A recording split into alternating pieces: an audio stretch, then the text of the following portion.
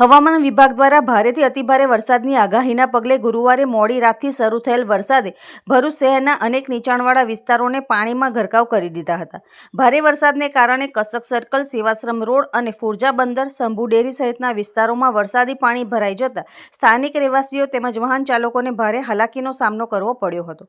રસ્તાઓ પર પાણી ભરાઈ જતા વાહનોની અવરજવર પ્રભાવિત થઈ હતી. અનેક સ્થળોએ વાહન ચાલકોને ધીમી ગતિએ વાહનો ચલાવવાની ફરજ પડી હતી, જ્યારે કેટલાક વિસ્તારોમાં પાણી ભરાવાને કારણે લોકોને રોજિંદા કામકાજમાં પણ મુશ્કેલીનો સામનો કરવો પડ્યો હતો.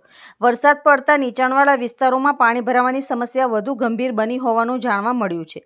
બીજી તરફ હવામાન વિભાગની આગાહીને ધ્યાનમાં રાખીને જિલ્લા વહીવટીતંત્ર પહેલેથી જ એલર્ટ મોડ પર હોવાથી સ્થિતિ પર સતત નજર રાખવામાં પણ આવી રહી છે. ભરૂચમાં એસડીએમ મનીષ મનાણી, નગરપાલિકાના ચીફ ઓફિસર હરીશ અગ્રવાલ તેમજ નગરપાલિકાની ટીમ દ્વારા શહેરના વિવિધ પાણી ભરાયેલા વિસ્તારોની સ્થળ મુલાકાત લઈ સ્થિતિનું નિરીક્ષણ કરવામાં આવ્યું હતું. અધિકારીઓ સંબંધિત વિભાગોને પાણીના ઝડપી નિકાલ સહિત જરૂરી કામગીરી કરવા સૂચનાઓ આપી હતી અને સ્થિતિ પર સતત મોનિટરિંગ રાખવામાં આવ્યું હતું.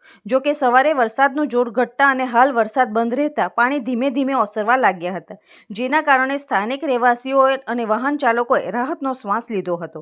તેમ છતાં હવામાન વિભાગ દ્વારા આગામી કલાકોમાં પણ ભારે વરસાદની શક્યતા વ્યક્ત કરવામાં આવી હોવાથી તંત્ર સંપૂર્ણ સતર્ક છે અને નાગરિકોને બિનજરૂરી બહાર ન નીકળવા તેમજ નીચાણવાળા વિસ્તારોમાં સાવચેતી રાખવા અપીલ કરવામાં આવી છે.